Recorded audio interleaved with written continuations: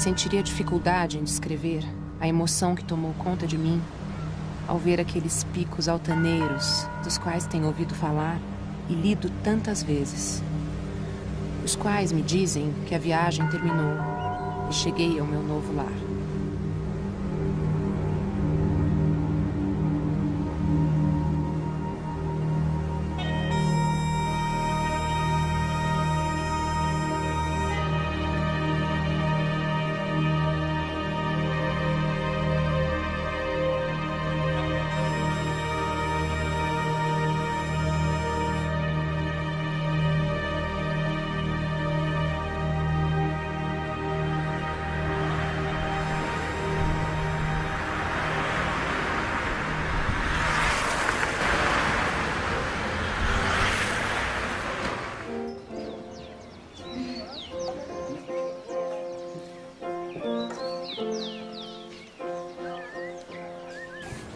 Marcos, a Bíblia de Mel ficou aonde?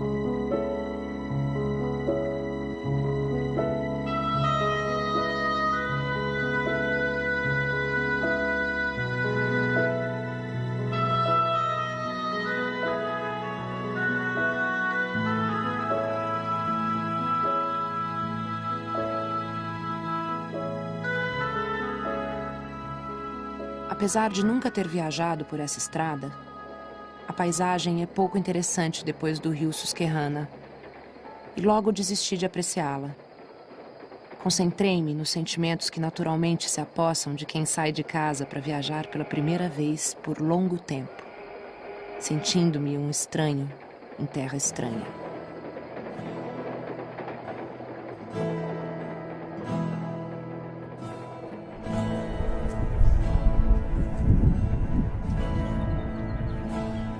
Simonton nasceu na localidade rural de West Hanover, na Pensilvânia Central, perto da capital do estado, a cidade de Harrisburg.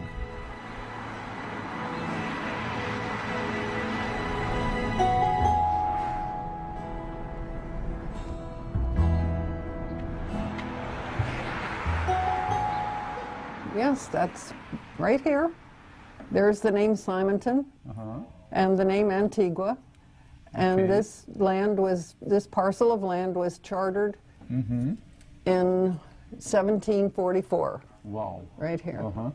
This whole thing was their property. Thing. Yes, everything within these lines here was owned by the Simontons.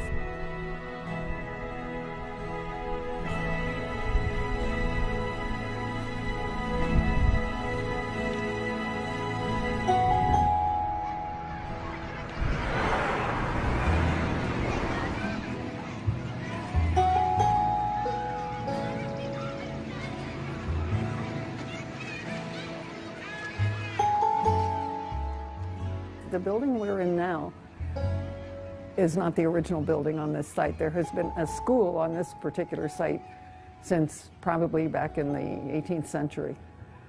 But buildings fall down and are rebuilt, and this is the latest version of the Oak Hall School. where one of the Simontons was a student at one time.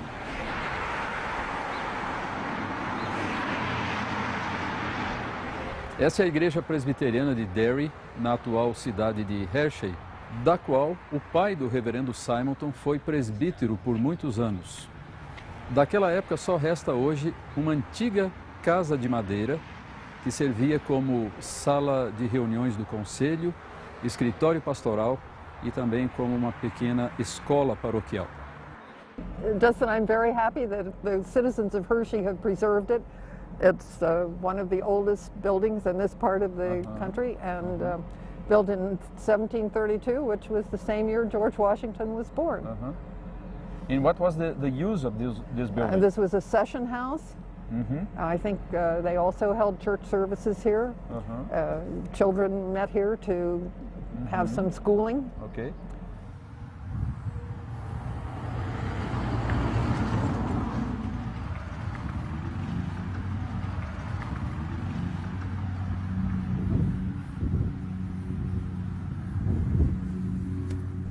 We can see here the name Dr. William Simonton, died in May 1846. And here we have another very important tombstone connected to Old Hanover Church and also to the Simonton family, which is Reverend Ashbel Green Simonton's grandfather. What do you know about this man? Well, I know he was the minister at the Presbyterian Church here in Hanover, East Hanover. And beyond that, I'm afraid I don't know too much about him. I read somewhere that he pastored this church for 56 years. Yes. That's old. It sure looks old, doesn't it? So the Stone House is a little house right there. Com o falecimento do seu pai e também do seu avô, a família se mudou então dessa localidade rural, a fazenda Antigua, para a cidade próxima, a capital Harrisburg. A primeira opção vocacional dele foi o magistério.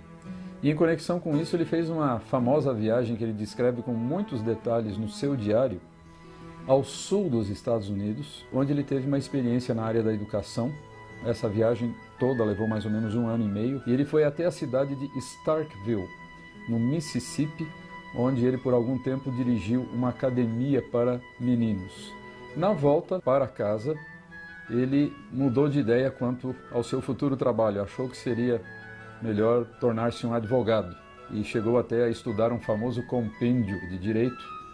Mas então aconteceu aquele evento na sua igreja, agora na cidade de Harrisburg. Houve um avivamento naquela igreja e ele foi alcançado, por esse avivamento, e junto então com essa experiência religiosa profunda veio o desejo de fazer finalmente a sua profissão de fé, tornando-se membro, e também a vocação para o ministério. I'm reading from the session record for May 1, 1855 for the English Presbyterian Church, and the notation is that the following persons were examined as profession of their faith in Christ and were received to church privileges. And among the persons received that day, we find the name of Green W. Symington. And then, looking ahead to July 8, 1858, we find the notation that a number of members were transferred to what was becoming the Pine Street Presbyterian Church, and we find the name of Mr. Symington in the record along with other members of his family.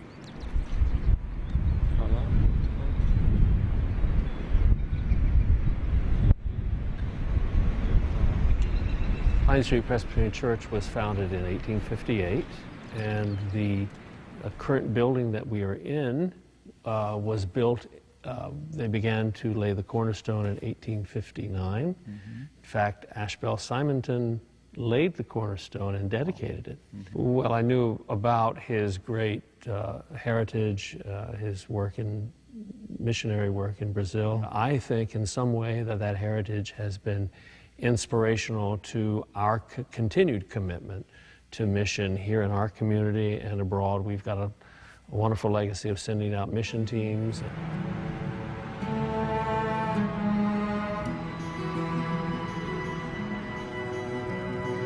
Simonton teve 2 permanências aqui em Princeton. Primeiro, estudando no College, que hoje é a Universidade de Princeton, e posteriormente no Seminário Teológico.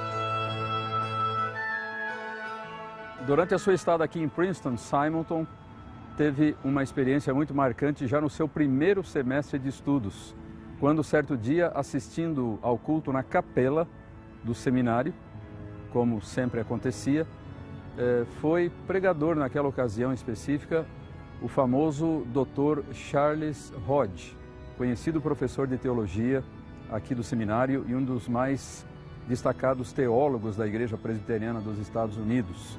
Então, nesta ocasião específica, o Dr. Hodge fez um apelo em favor das missões estrangeiras, mostrando a necessidade de novos obreiros para os campos.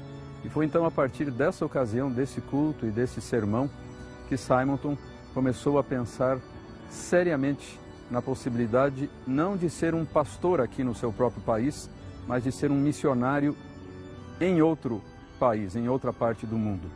E com o passar do tempo ele acabou se decidindo pelo Brasil e se apresentando oficialmente como candidato à Junta de Missões Estrangeiras da Igreja Americana e, com o correr do tempo, acabou sendo, conforme o seu desejo, enviado para o Brasil, chegando ao Rio de Janeiro no dia 12 de agosto de 1859. Simonton passou o primeiro ano da sua residência no Rio de Janeiro pregando quase que somente em inglês, para viajantes que passavam por ali e também residentes estrangeiros da cidade. Foi só no início de 1862 que ele organizou a Igreja Presbiteriana do Rio de Janeiro, com apenas 2 membros, e alguns meses depois partiu para a sua terra, os Estados Unidos, numa viagem de férias. Em 1860, chegou o seu colega e cunhado Alexander Blackford, casado com a irmã de Simonton, Elizabeth, e no ano seguinte, então, à chegada de Blackford, chegou o terceiro colega, o terceiro missionário, que foi o reverendo Francis Schneider. Então esses foram os pioneiros da obra presbiteriana no Brasil, esses 3. A única vez que Simonton foi aos Estados Unidos, quase 3 anos depois da sua permanência no Brasil, ele foi passar o Natal com uma família presbiteriana. E lá estava uma moça chamada Ellen. Parece que ele se namorou dela naquele dia. O fato é que namoro, noivado e casamento aconteceram em menos de 4 meses. Agora ele volta para o Brasil acompanhado de uma esposa. Eles comemoram o primeiro aniversário de casamento. Um ano de grandes bênçãos. Poucos dias depois era dar à luz o primeiro e único filho, uma menininha. E uma semana depois ela morre de complicações de parto. Então Simonton, que foi durante algum tempo solteiro, casado 1 ano, agora é viúvo. Então é difícil imaginar a extensão do sofrimento de Simonton. Foi nesse ano, 4 meses depois do falecimento da esposa, que Simonton fundou o primeiro jornal protestante do Brasil e da América do Sul, a Imprensa Evangélica. Ele teve que se acostumar com o povo, com a língua, com a comida, com a cultura, e ele teve momentos de abatimento com a sua dificuldade em aprender a língua portuguesa. O fato é que no ano seguinte ele começou a pregar em português, e não com muita rapidez, mas começaram a haver conversões, e eles organizaram a primeira igreja presbiteriana do Brasil no Rio de Janeiro.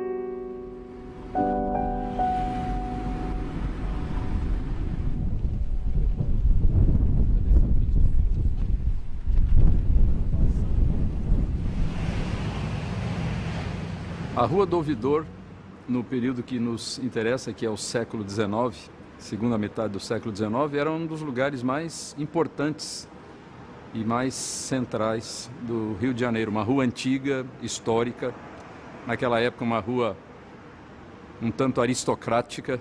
Aqui foi a primeira sede da pequena comunidade presbiteriana do Rio de Janeiro, fundada pelo reverendo Simonton.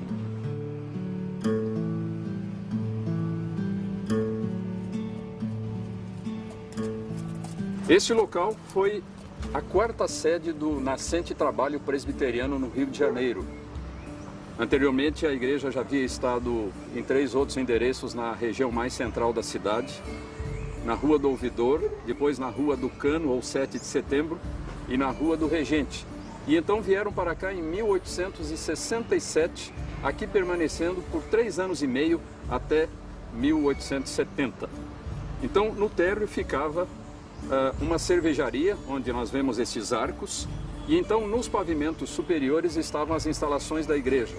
No primeiro pavimento, o salão dos cultos e também uma pequena livraria e a escola paroquial. No segundo pavimento estava localizado o pequeno seminário presbiteriano e o alojamento dos estudantes. E então no último pavimento havia um pequeno apartamento que era ocupado por uma família da igreja, a família do poeta Santos Neves. E aqui então a igreja desenvolveu as suas atividades por 3 anos e meio, e saindo daqui foi então para o endereço atual, a antiga Travessa da Barreira, hoje a Rua Silva Jardim. Então aqui atrás deste muro estão algumas das instalações desta grande unidade central aqui do Corpo de Bombeiros no Rio de Janeiro. Aqui é o coração do Corpo de Bombeiros, né? Todas as operações de salvamento, elas são controladas a partir daqui. Ok. E aqui então é que ficava localizado aqui o são prédio. as ruínas, não tão ruínas, porque já foram tratadas, né? Certo. Mas seriam as ruínas originalmente onde funcionou o salão de cultos, né? Onde Simonton pregava originalmente. Essas colunas são as mesmas do tempo. Muito do interessante. Essa coluna é a história, essa coluna já existia. Esse imóvel foi muito maior do que todos os 3 anteriores que a igreja havia ocupado. E por que a preocupação de alugar um imóvel maior? Porque aumentaram muito as atividades da igreja a partir de 1867, quando houve a mudança para cá.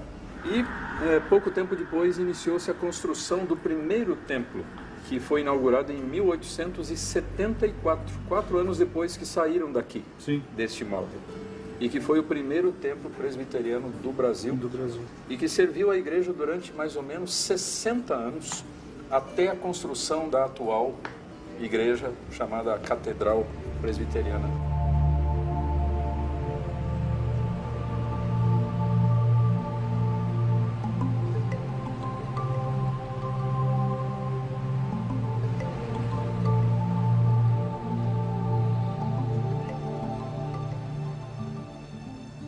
E então, contra aqueles que agrediam, uma voz se levantou. Tenho ouvido a pregação todas as noites. Esses homens falam a verdade. A multidão se aquietou e se retirou. Dona Teodora levou-lhes o que comer e contou-lhes que um vendedor de livros fora apedrejado, mas que ela lhe dera asilo. Embora não soubesse ler, pediam aos que a visitavam que lessem para ela o livro deixado em sua casa. Sabia agora que eram os missionários, gente do livro. O país é chamado cristão. Os habitantes chamam-se cristãos. Templos dedicados ao culto encontram-se em toda parte. Os nomes de Deus e de Jesus, seu filho, são conhecidos e, contudo, o povo não conhece o Evangelho.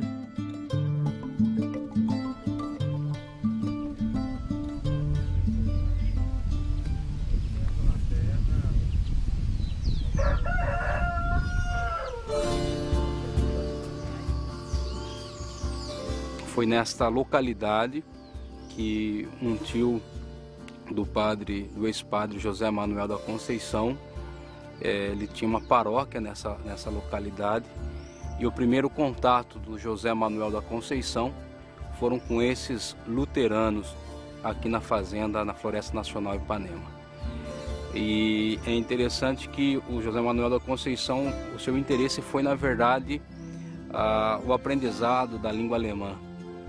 E ele aprendeu a língua alemã através de algumas literaturas protestantes e alguns ensinamentos e pensamentos de Lutero.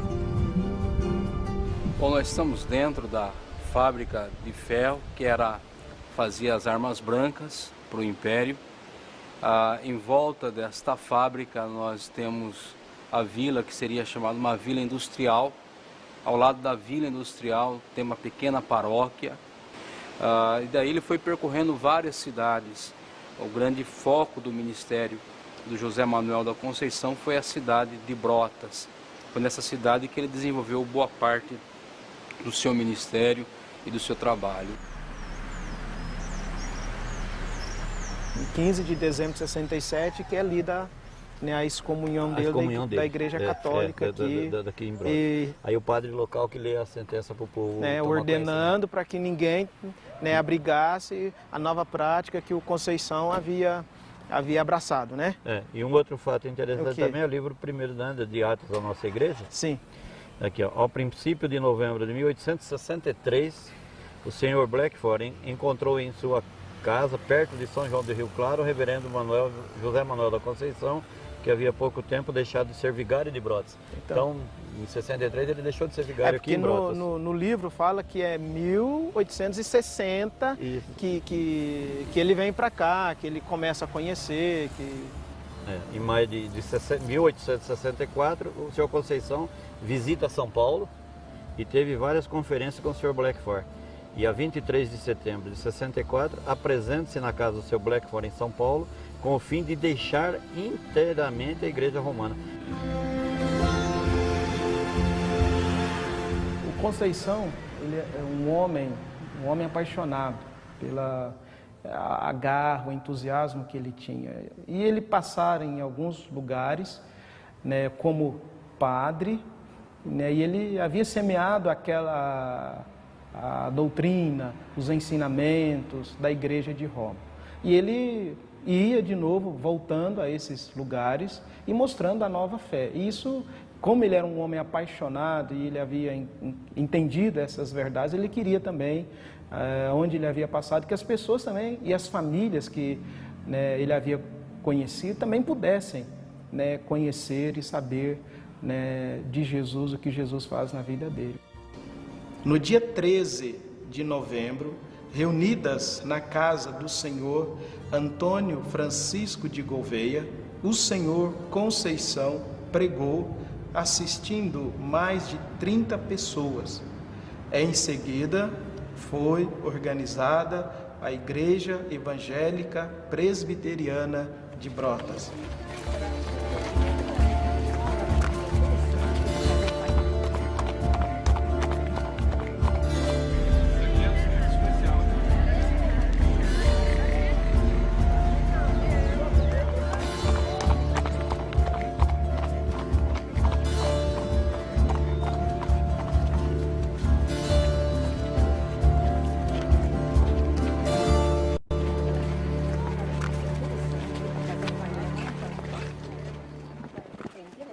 A maioria das vezes soube-se que andava a pé.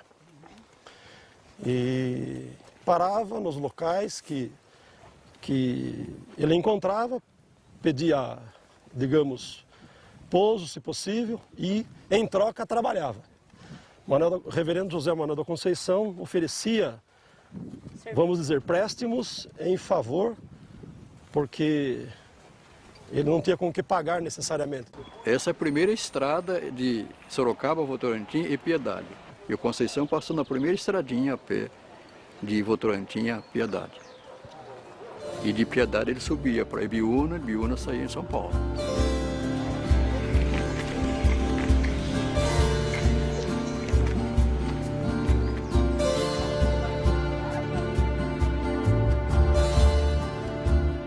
Tem que semear a palavra de Deus. Hoje mesmo nós tivemos o privilégio de semear 20 Novos Testamentos e a Federação da UPH saiu semeando folhetos, né? Então, por onde passou José Manuel da Conceição, nós estamos repetindo, não certamente com o mesmo entusiasmo que ele fez, porque tinha mais coisas profundas a respeito da vida dele. Mas para nós é uma satisfação muito grande, né? O reverendo José Manuel da Conceição, ele estava doente. Já pelos anos 65, 66, mesmo quando da sua ordenação, ele não tinha boa saúde. E ele foi, assim, uma pessoa que, se tivesse permanecido na Igreja Católica Romana, com certeza estaria, no mínimo, beatificado, um santo. E ele morreu à míngua, ele morreu pregando o Evangelho e foi atendido num hospital de um laboratório do Exército, um laboratório químico, pirotécnico, que ficava aqui no Rio de Janeiro, no subúrbio de Campinho. Estava se comemorando um evento religioso católico também. E nesse horário elevado da noite, ele disse que queria ficar tranquilo. E há quem diga que ele desejou ficar a sós com Deus. O reverendo Boanerges faz essa menção no seu livro, que ele, virando para a parede, silenciou-se. Depois voltaram da festa para perguntar alguma coisa para ele, fazer alguma interrogação. Aí quem estava a atendê-lo disse que ele já não estava se mexendo mais. E aí comprovaram que ele havia morrido. Então dá a entender-nos que ele morreu na madrugada do dia 25 de dezembro de 1873. A igreja está na beira do caminho onde Conceição passou. Então eu sempre incentivo o pessoal a ler a história, porque se a gente existe é porque tem uma história. E a Igreja Presbiteriana tem uma história muito especial. O Evangelho Presbiteriano é o Evangelho da razão, não é só da emoção. A partir da província de São Paulo, o presbiterianismo se irradiou para o sul de Minas, o Triângulo Mineiro e os estados do sul, principalmente Paraná e Santa Catarina.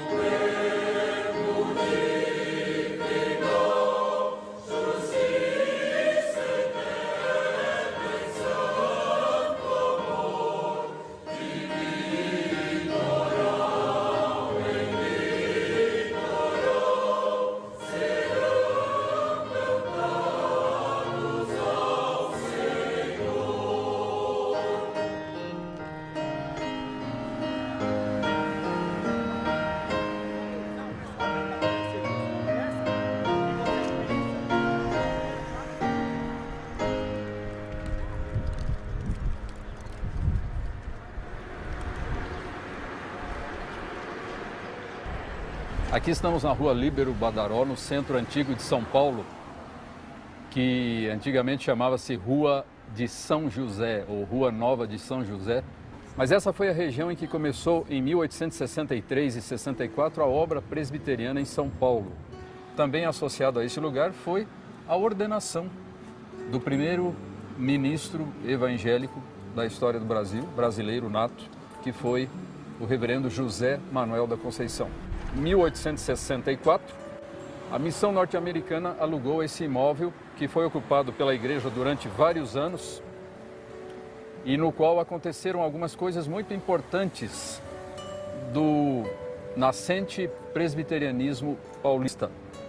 Mais tarde, a Rua Líbero Badaró foi alargada, já na década de 1920, e todos os imóveis deste lado foram demolidos, inclusive o antigo casarão, o antigo sobrado colonial que havia sido ocupado pela igreja durante alguns anos. Algumas coisas importantes que aconteceram aqui foram as seguintes. Em primeiro lugar, a primeira sede da Igreja Presbiteriana de São Paulo e a residência do missionário, o reverendo Alexander Blackford. Outro evento importante associado com esse local foi a organização do presbitério do Rio de Janeiro. Esta foi a primeira sede da escola americana, a antecessora do Mackenzie. Outro evento associado ainda com esse local, esse não agradável, mas triste para a igreja nascente, foi o falecimento do reverendo Simonton. Após chegar a São Paulo, não teve a melhora esperada, ao contrário, a sua condição de saúde piorou rapidamente. Ele veio a falecer então no dia 9 de dezembro de 1867, aqui nesse local, neste imóvel que era utilizado pela igreja.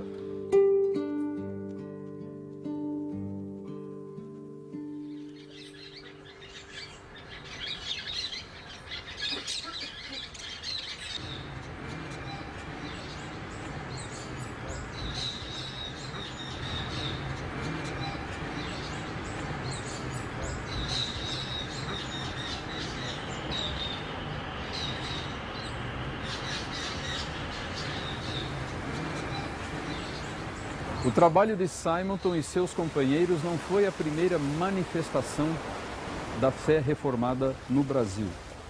Muito antes dele, nos séculos 16 e 17, houve uma presença calvinista no Brasil, através dos franceses na Baía de Guanabara e dos holandeses no Nordeste brasileiro.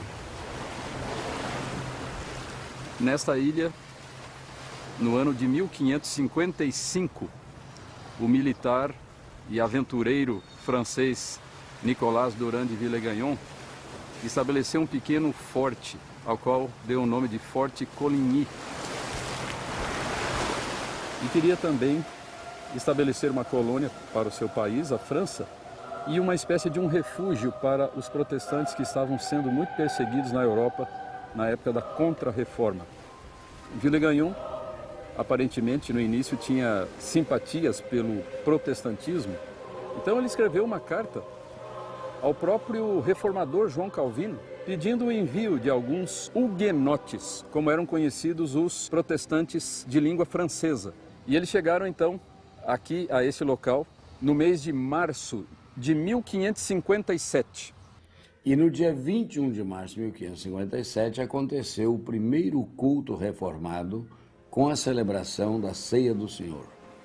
E o próprio Villegagnon confessou a fé reformada, fez a sua profissão de fé pública, foi recebido como membro da fé reformada e foi o primeiro a participar da Ceia do Senhor. Esse culto se tornou histórico porque foi, até onde se sabe, o primeiro culto protestante não só no Brasil, mas nas Américas de um modo geral.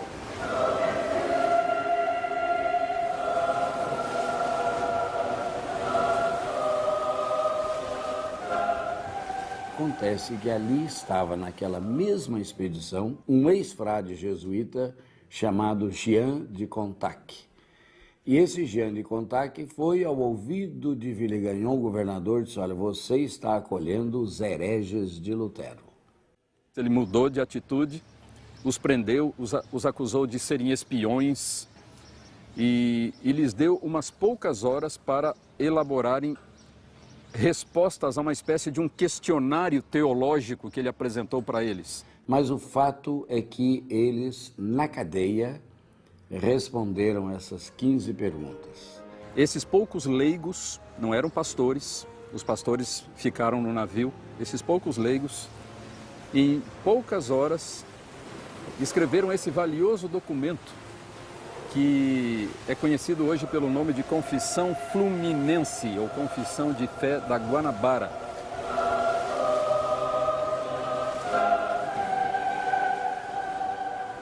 E no dia 9 de fevereiro de 1558, entregaram ou trouxeram a resposta perante o governador Villegagnon.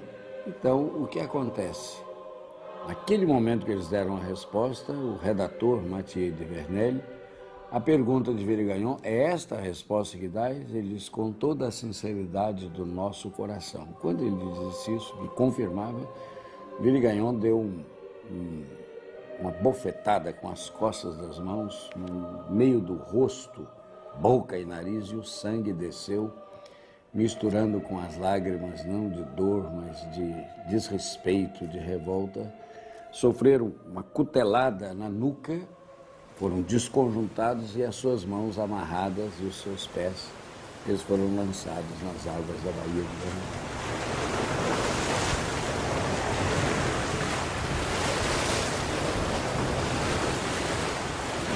Senhor, nós, o teu povo aqui reunidos nesta manhã, elevamos as nossas mentes de coração aberto em oração a ti, Senhor, sabendo, ó Pai, que tu vês tudo. Ainda a nossa palavra não veio aos nossos lábios e tu já sabes.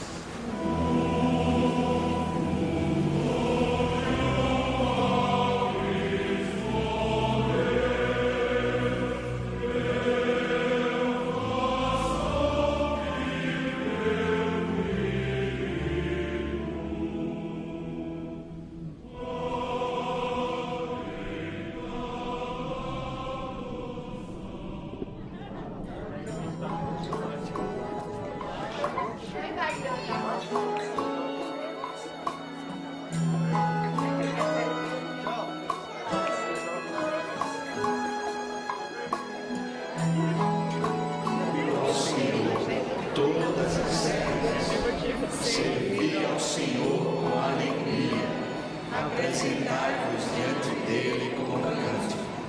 Saber que o Senhor é Deus, foi Ele quem nos fez e dele. Então, aqui você tem aquele selo de Calvino que diz: Cor meum tibi offerro Domini prompte et sincero.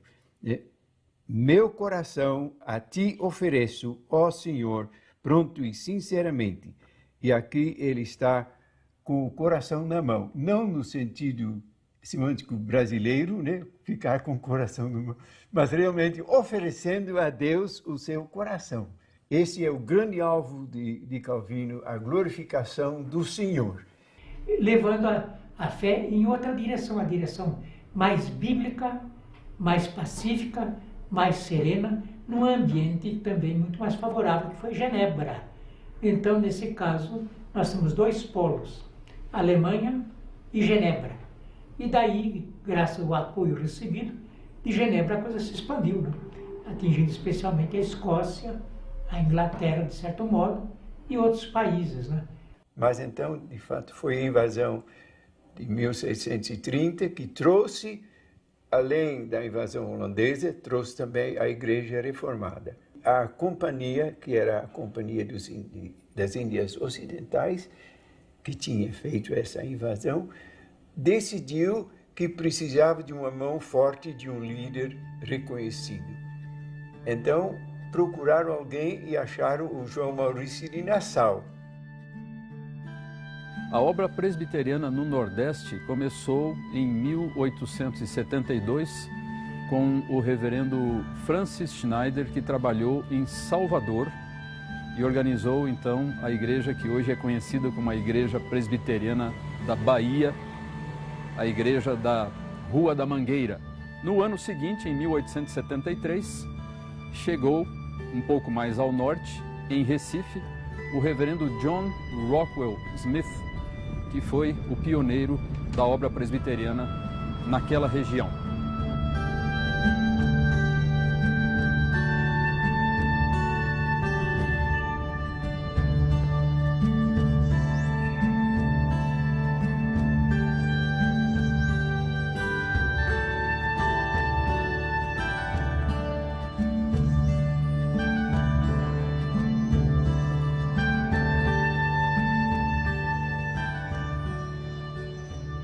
Dia 28 de fevereiro, a obra caminha. Desde minha primeira viagem, tomei conhecimento de um fato interessante. A obra começara aqui. Uma carta do irmão Lennon, há poucas semanas, informou-me a respeito. 30 de agosto. Comecei afinal meu trabalho regular de prédica.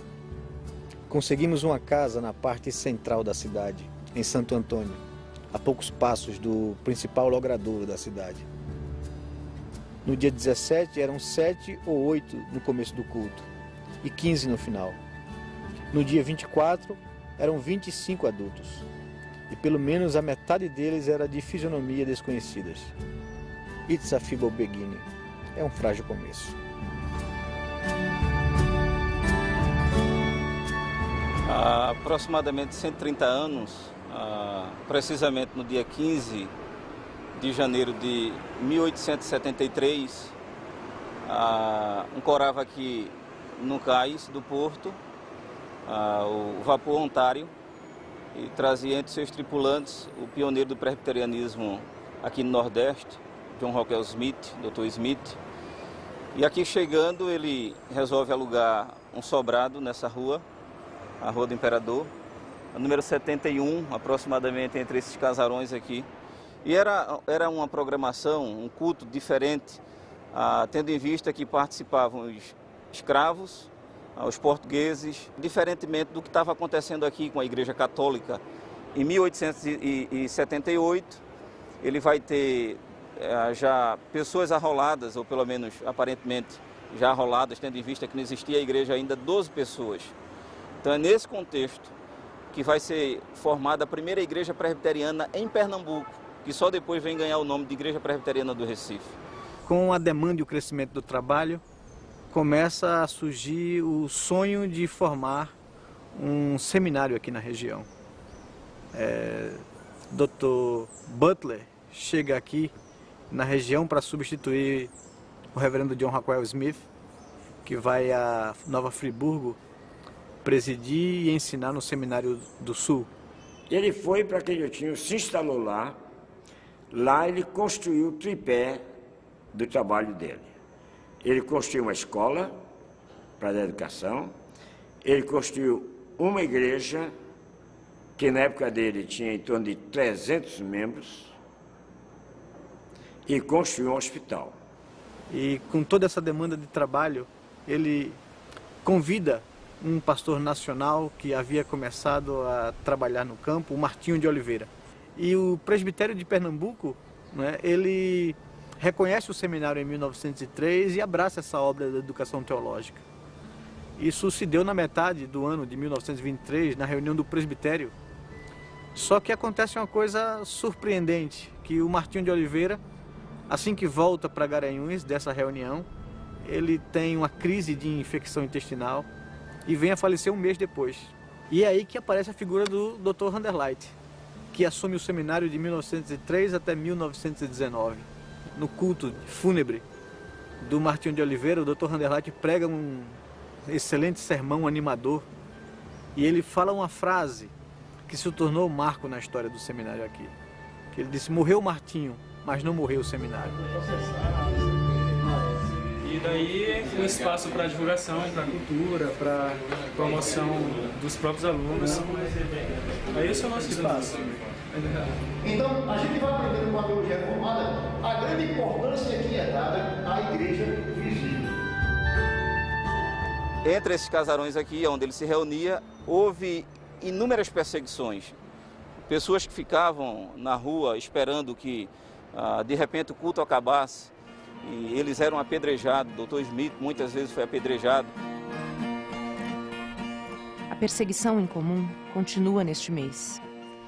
Nossa casa precisou ser retelhada 4 vezes em menos de 20 dias por causa das pedras. Apesar de pedras e ameaças, os crentes continuam a assistir aos cultos. E no domingo último, havia gente em pé do lado de fora, por não termos mais lugar para ninguém mais sentar-se dentro.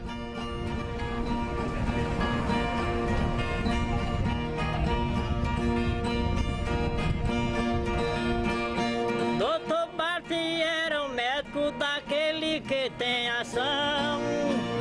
Lá em São Bento do Una fez a sua pregação, que escapou muitas vidas porque tem bom coração. Bom, ele veio para cá atraído por um convite, né? Algumas pessoas se reuniram aqui, não havia médico na cidade. E quando então iriam já montando os cavalos para ir embora, disse que aconteceu de vir um carteiro conhecido da cidade e o procurar. um ébrio, um indivíduo irresponsável, já reconhecidamente problemático, bebia muita cachaça, muito aguardente. E aí então disse que de repente ele voltou, mas agora já não mais com um pedaço de madeira, mas com um punhal na mão. O fato é que esse indivíduo arrojou-se, né? Partiu para cima do Dr. Butler com o punhal para assassiná-lo embriagado. Foi médico cirurgião que viveu antigamente. Foram para assassiná-lo, neve nela foi à frente. Perdeu sua própria vida para salvar quem salvou gente. Na ocasião, isso foi visto como um benefício contra os hereges. No caso, os hereges eram os protestantes. E aquele rapaz, ele nada mais fez do que um benefício à cidade de São Bento em ter matado o Manuel Correia Vilela. Foi um médico operador e o Nordeste hoje chora a falta desse doutor. O que fez atrativo o anúncio do Evangelho aqui na região não era simplesmente a chegada da igreja e a pregação do Evangelho, mas a vida dessas pessoas próximas à população.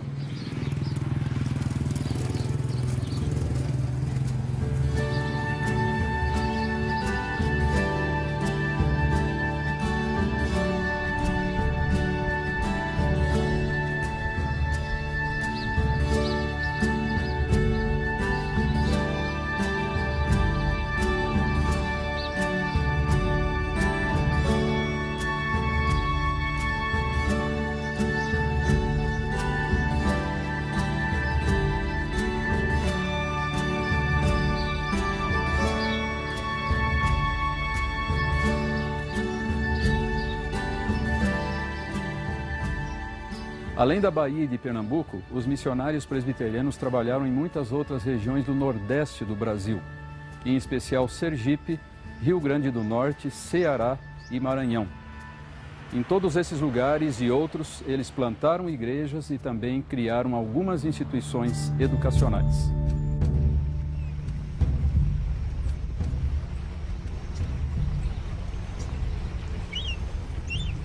Leva-me para junto das águas de descanso. Refrigera minha alma. Guia-me pelas veredas da justiça por amor de seu nome. Ainda que eu ande pelo vale da sombra da morte, não temerei mal nenhum, porque tu estás comigo. Prepara-me uma mesa na presença de meus adversários. Unge-me a cabeça com óleo, o meu cálice transborda.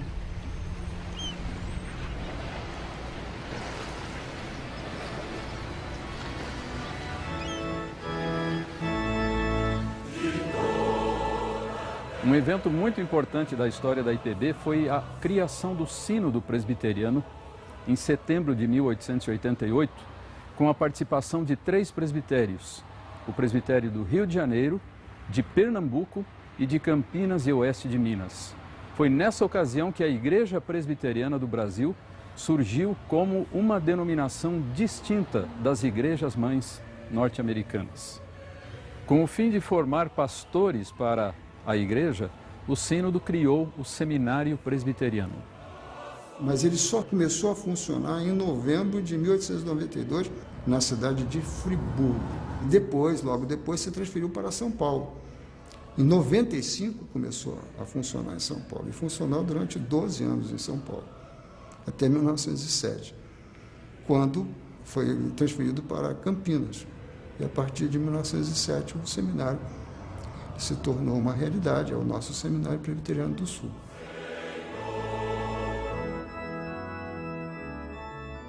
Tanto no Recife como aqui, o professorado era de alto nível. Nós tínhamos homens dos mais competentes aqui em Campinas, como José Borges dos Santos Júnior, o Reverendo Guilherme Kerr, o Reverendo Herculano de Gouveia, que era um conhecedor profundo do Novo Testamento, o Dr. Philip Landes, o Lennington, que veio antes de mim um pouco, e assim por diante. Então eram poucos professores, Jorge Goulart, poucos professores, mas de alta qualidade. E quando esse prédio novo do seminário foi construído e tudo mais, Meu sogro tinha muito cuidado e muito interesse em formar um pomar ali ao lado. E com isso ele precisou, em primeiro lugar, matar as formigas. Então meu marido era um auxiliar, que todo fim de semana, em vez de ele ir namorar, ele ia matar formiga com formicida tatu lá no seminário. Porque ali naquele bairro não tinha nada, era só eucalipto.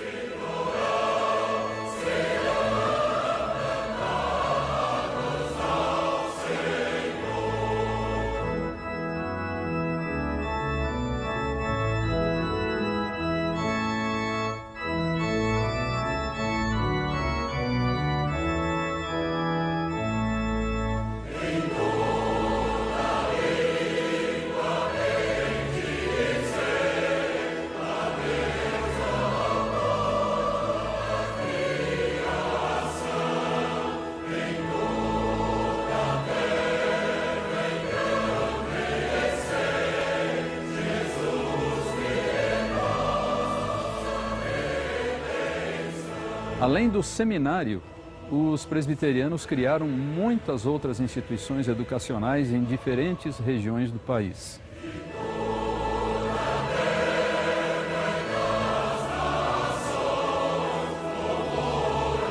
No ano de 1870, a senhora Mary Ann Chamberlain, esposa do reverendo Chamberlain, começou na casa deles uma pequena escola com alguns poucos alunos. Um ano depois, 1871, essa pequenininha escola foi transferida para a sede da Igreja Presbiteriana em São Paulo. E foi ali então que começou um movimento escolar cristão que depois tornou-se essa grande instituição conhecida no Brasil inteiro e fora até dele como Mackenzie.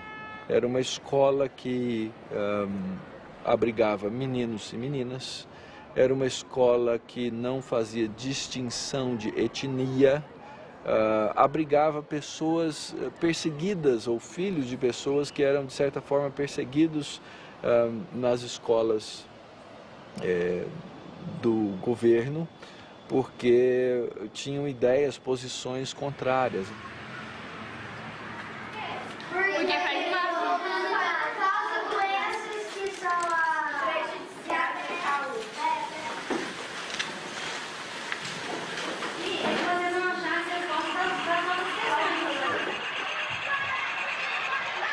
E no tempo do Império, os filhos de abolicionistas, os negros, meninas também, não podiam frequentar a escola. E os presbiterianos, os evangélicos, vieram com outra noção de igualdade.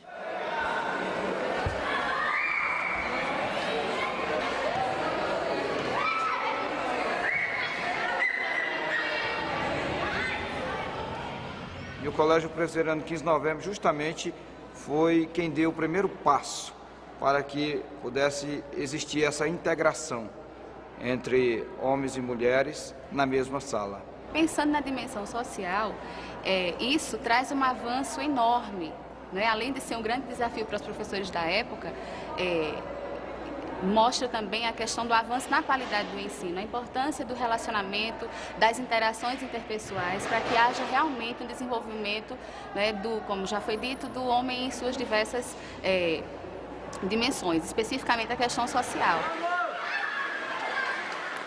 Essa questão desse dia na semana, para ficar com a família, eu acho que era bem pertinente ao internato, porque eles introduziram o sistema de internato. Talvez sábado ou um dia da semana livre para convivência familiar era uma coisa muito atada à psicologia, muito interessante, porque são pré-adolescentes, eram pré-adolescentes, adolescentes, em transformação, em mudança física, em mudança psicológica, né?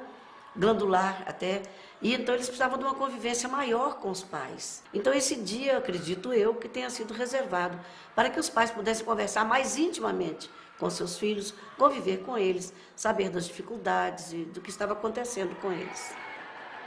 A religião não era assim forçada para nenhum aluno, para nenhum pai. E os pais conviviam aqui dentro, assistiam às festas, às programações, aos cultos.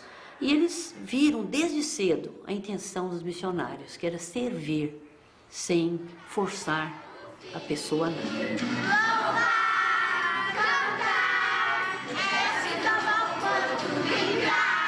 Como chocolate ou pão de mel, folha de carimbo, pincel.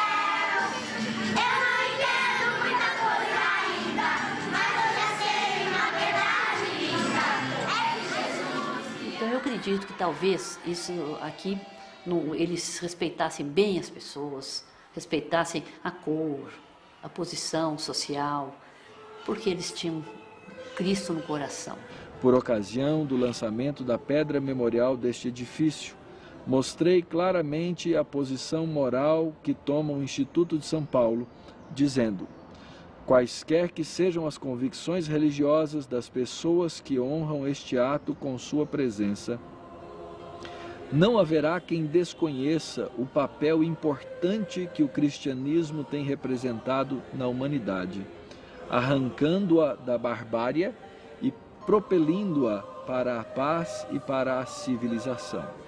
E não hesitamos em arredar dele qualquer que julgue que sua ciência lhe dá direito de negar a ciência de Deus, tal qual nola ensinam Jesus Cristo e seus apóstolos.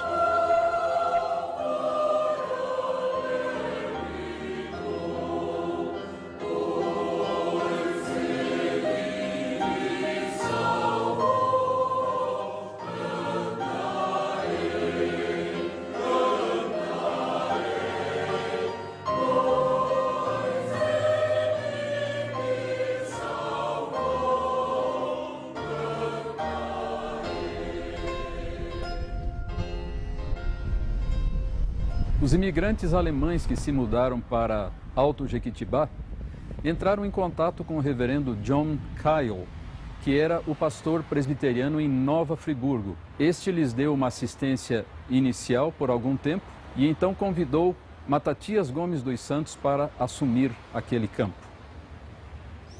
Através do trabalho do reverendo Matatias é que se deu a organização da igreja, que aconteceu no dia 9 de março de 1902. O crescimento do presbiterianismo na região, ele de fato aconteceu no pastorado do reverendo Aníbal Nora.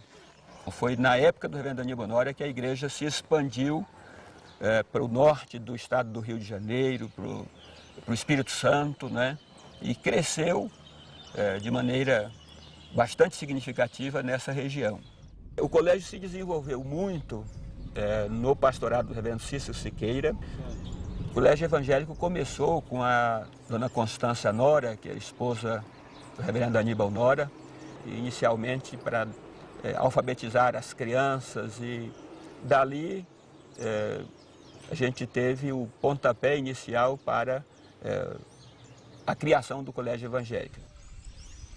A filha mais velha já completou os 100 anos, né, que é a Igreja Presbiteriana de Manhuaçu. As pessoas também que aceitavam, né, os novos convertidos, eles se tornavam em verdadeiros proclamadores dessa mensagem, né? Eles ficavam tão maravilhados com as transformações que o Evangelho realmente produzia nas suas vidas, que eles saíam divulgando esse Evangelho.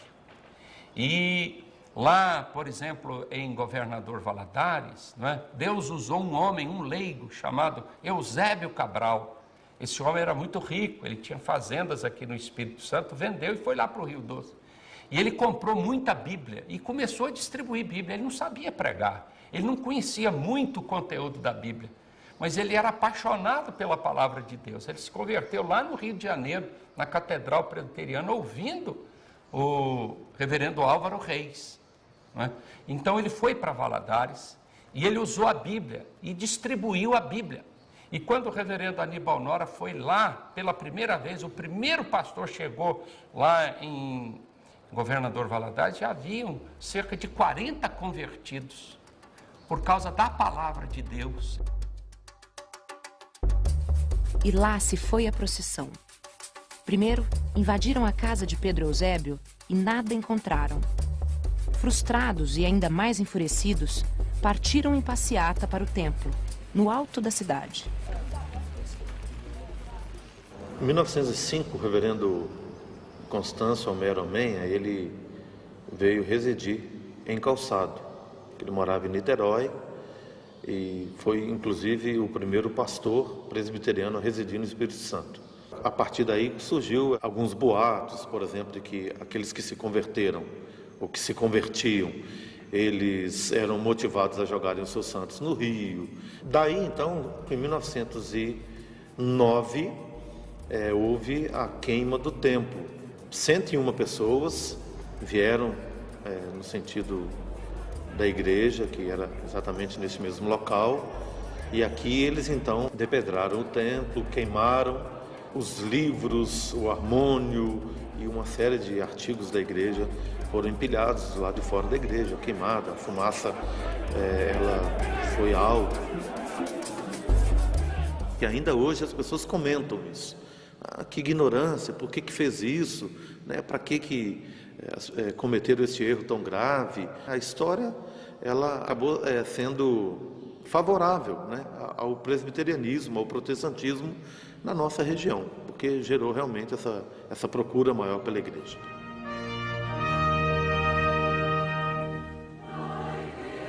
Quando da Assembleia Geral da Igreja em Recife, o reverendo Álvaro e outros colegas serviram-se de alguns engraxates de rua.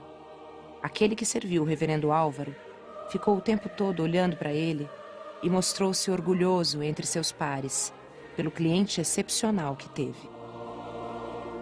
Passaram-se alguns anos, houve a criação da Assembleia Geral, em 1910, que hoje tem o nome de Supremo Concílio, ou seja, completou-se a estruturação eclesiástica da Igreja Presbiteriana do Brasil.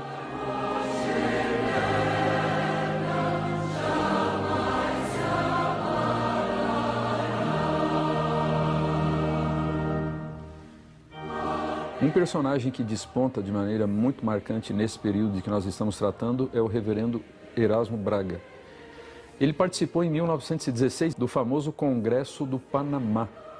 Ele liderou o maior esforço que já foi feito até hoje de aproximação e cooperação das igrejas evangélicas do Brasil em torno de uma série de projetos extremamente relevantes, tanto para as igrejas quanto para a sociedade brasileira.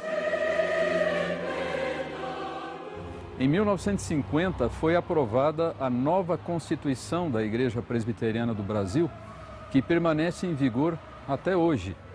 E no ano seguinte, em 1951, foram promulgados o Código de Disciplina e os Princípios de Liturgia.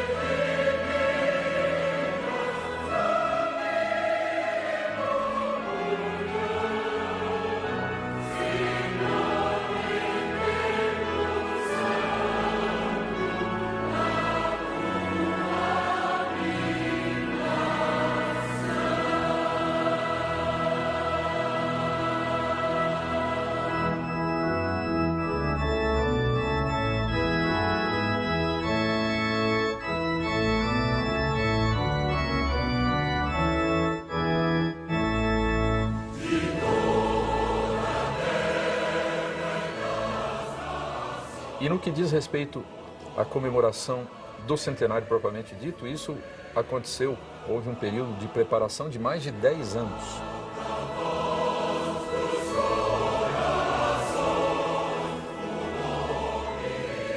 Foi nomeada uma comissão que ficou conhecida como a Comissão Unida do Centenário, porque envolvia não só pessoas da Igreja Presbiteriana do Brasil, mas de outras denominações presbiterianas que havia no país. E essa comissão conjunta que elaborou o programa no sentido do programa em termos nacionais, né?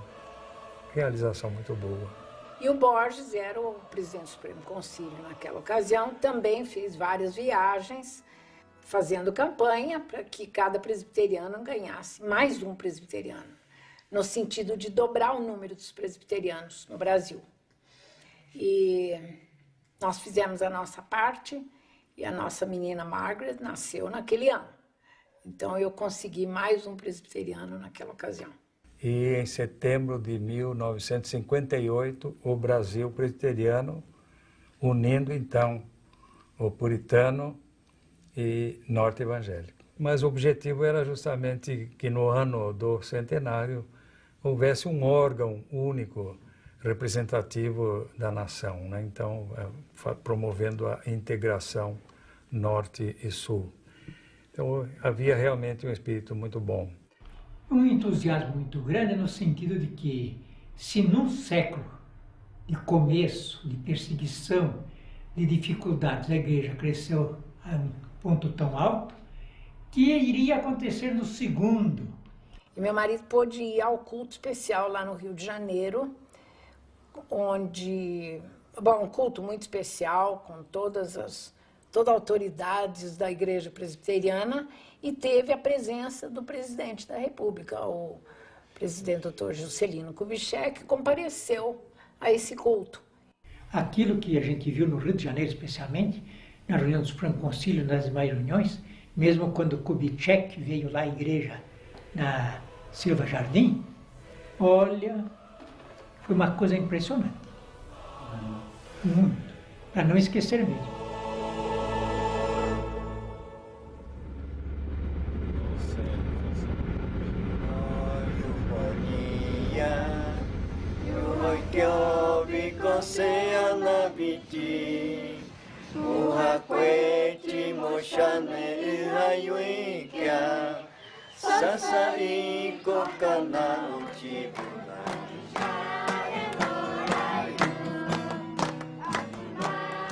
Tudo começou assim quando a missão começou a sofrer algumas, digamos, resistência, né? Assim, resistência e certa perseguição por parte da FUNAI, do governo, proibindo a entrada de missionários não indígenas dentro das aldeias.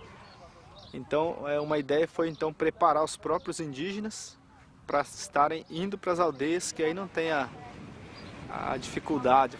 Agora, quando a missão completa 80 anos, ela organiza também a igreja indígena. E a dona Lloyd disse para mim que podia fazer uma cópia, um tipo de pregação. Ela me ensinou muito, né? Como que fala, como que pronuncia. E quando eles faleceram, tinha muito mais de 100 índios que estavam lá na igreja, chorando. Eles falaram assim: eu queria que minha mãe fosse o corpo dela na igreja Missão Kaiowá. Todos os índios choraram.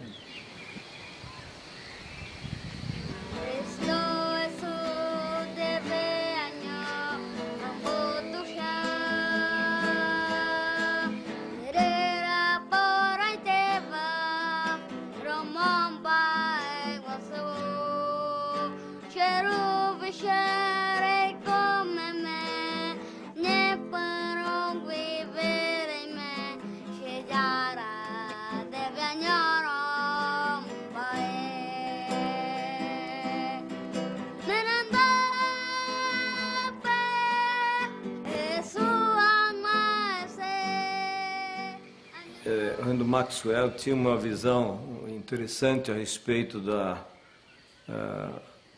uma visão, eu diria, holística para alcançar o ser humano na sua totalidade, não é?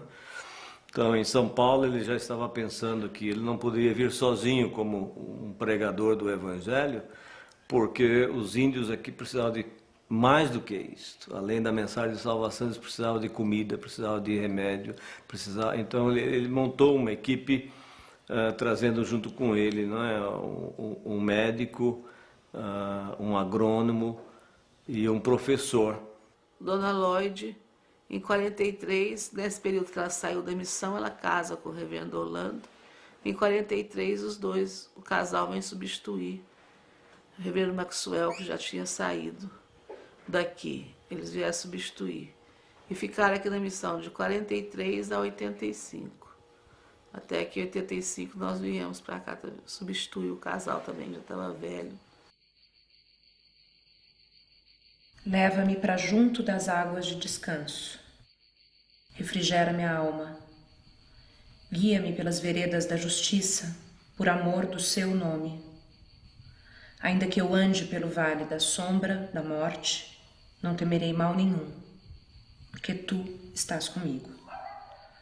Preparas-me uma mesa na presença dos meus adversários. Unges minha cabeça. Tinha assim uns barulhos de pegadas de um burrinho.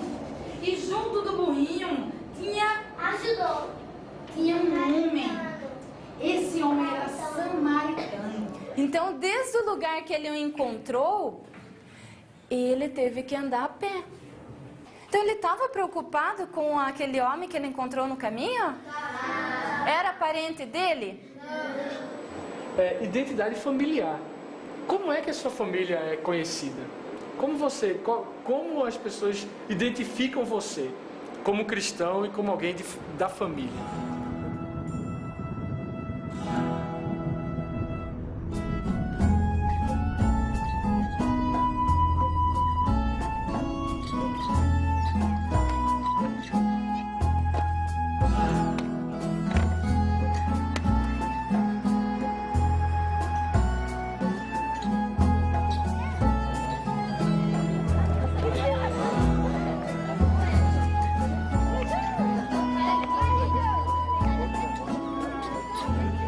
Sopa de pêssego, põe açúcar.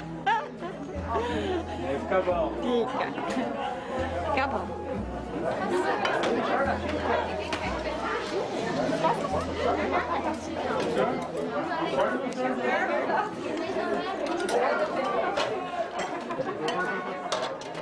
Uma vida de comunhão com Deus, comunhão com os irmãos, e através dessa vivência, desse conhecimento, desse cuidado um com o outro, testemunhar do amor de Deus na vida dos seus membros e buscar assim também alcançar a comunidade com os seus trabalhos sociais e de outras formas pela vivência.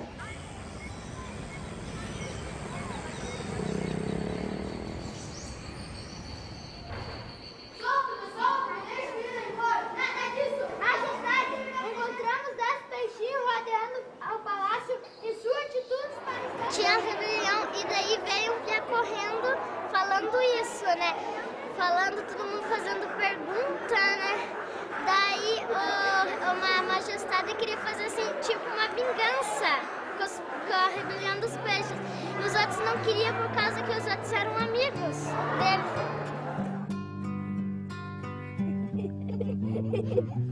Uma palavra perdida, já quase esquecida, me fez relembrar. A UCP, União de Crianças Presbiterianas, trabalha com as crianças. A UPA é União Presbiteriana de Adolescentes. A UMP, União de Mocidade Presbiteriana. A UPH, União Presbiteriana de Homens. A SAF fugiu um pouquinho disso aí, né? Ficou sendo Sociedade Auxiliadora Feminina, trabalha com as mulheres. Quando há sociedade interna numa igreja, é mais fácil de se ajudar, é mais fácil de fazer todo o trabalho. Então, eu creio, tenho certeza, que as sociedades internas têm um grande valor dentro da igreja. Nós pensamos na caixa de sapato que estaria encapada, enfeitada com algumas coisas dentro. A nossa igreja a nossa sala está fazendo isso.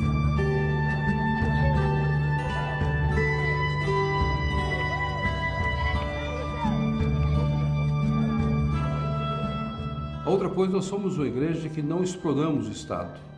Nós temos a consciência que nós temos a obrigação de formar cidadãos que prestem um serviço à sociedade, mas não a igreja em si ser parte do Estado ou buscar benefício do Estado, porque o Brasil é um Estado laico e nós devemos manter o nosso Estado como laico. E a igreja, dentro do Estado laico, ela tem as suas obrigações e ela não pode ultrapassar a sua barreira. E eu creio que a igreja tem a obrigação de ser a consciência do Estado, tem a obrigação de prestar um serviço na formação da cidadania, tem a obrigação, muitas vezes, de dizer ao Estado aonde deve consertar nessa ou naquela área, mas sendo sal e sendo luz. Ela não tem uma ação política, de engajamento político. No momento que nós vivemos, nós queremos que a igreja não é um partido político e nem pode ter um engajamento político. Procurar ensinar a pessoa. Para nós é muito importante o ensino, para que de fato a pessoa saiba o que ele está fazendo, por que ele está fazendo e quais são os pontos básicos da sua vida a serviço de Deus neste mundo que nós vivemos. Eu preciso ensinar para o pai como ele deve ser pai cristão, para o filho como ele deve ser filho cristão, para a esposa como deve ser esposa cristã. E nesse entrosamento, então, a família vai ter comunhão, vai ter vida, vai ter edificação, vai ter assistência, vai ter tudo aquilo que Deus quer que nós tenhamos para a glória de Deus. A igreja é a teovisão terapêutica, ela é curativa nesse mundo. A igreja que não cumpre o seu ministério terapêutico, ela não é igreja do Senhor Jesus Cristo.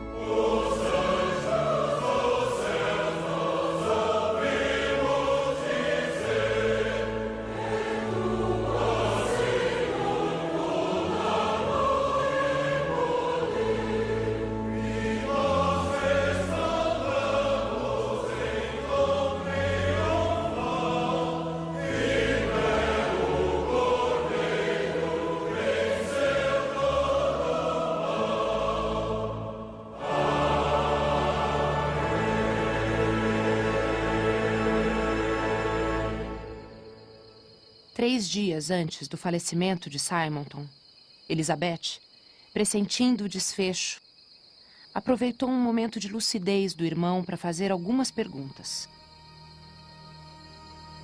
Tem algum recado para os amigos nos Estados Unidos? Nada de especial.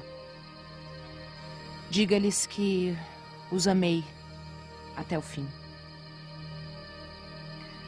Alguma mensagem para a junta de missões?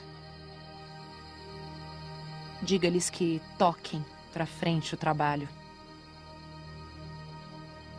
E a igreja do Rio de Janeiro? Que falta você vai fazer?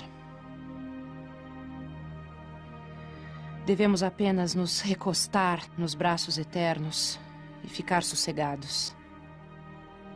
Deus levantará outro para pôr no meu lugar. Ele fará sua própria obra com seus próprios instrumentos.